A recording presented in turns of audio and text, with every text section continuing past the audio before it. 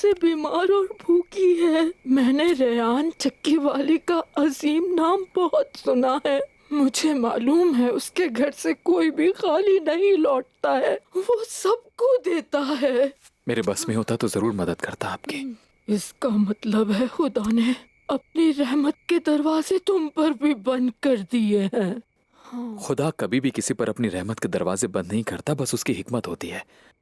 उसकी रहमत से मायूस ना हो। हाँ, तुम सही कह रहे हो बेटा। रुकिएगा जरा, अगर मेरे बाबा इजाजत दे दे तो मैं आपको अपनी एक बाली दे देती हूँ। उसे बेचकर आप अपनी बच्ची के लिए दवाई आसानी से ले सकती हैं।